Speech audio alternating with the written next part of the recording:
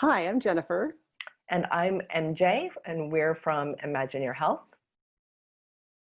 We're here today to ask you a question. And that would be, what is it about your leadership qualities that you like the most? So the reason we're asking is because there's a lot of major problems, excuse me, that you're working with today. And a lot of things that are negative, that may feel negative, that you've had to be really focused on.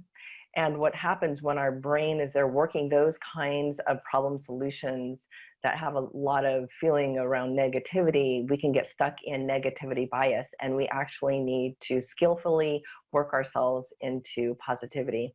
So Jennifer and I are going to role model this for you real fast so that you can kind of warm up and get the feel for it.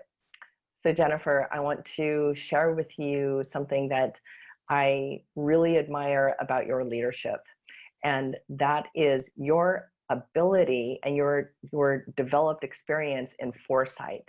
You can see a mile down the road, you can see 100 miles down the road, and I always really admire that. But what I admire even more than that is the wisdom that you put behind that. So your brain power from all of your experience and your heart power from your values. And that really centers me. So I appreciate that about you. Thank you.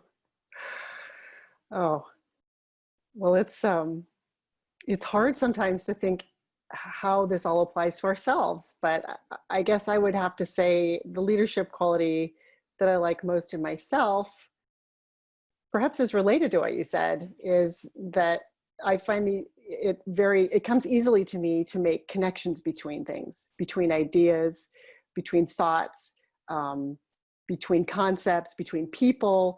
And it's a skill that I've been able to develop and use a lot in my communications career. But just sort of having that ability to look at things and see how they connect is a leadership quality that I think has been very beneficial to me over the years.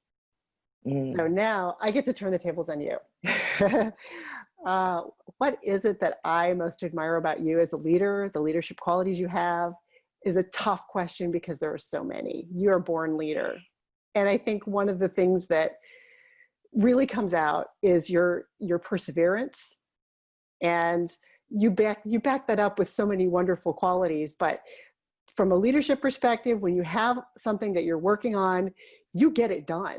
You go for it. You put a lot of energy behind it, and it's usually the right energy because you're doing it for the right reasons. And you've done enough of your own self introspection to kind of know why you're doing what you're doing. And that gives you just that extra punch of energy when you're persevering on a project. And so I find that really motivational for myself, and particularly in working with you and driving things forward. Wow, thank you. I'll take that. I think the thing that I like about myself as a leader is compassion. And not because I walk around feeling compassionate all the time, but because I think the things that gives me the most hope when things aren't getting done on my timeline, or that, I know things are going on for other people and they're kind of in their own rhythm, is my ability to kind of look into their lives and see them and see what's going on and kind of take a step back and know that things will get done.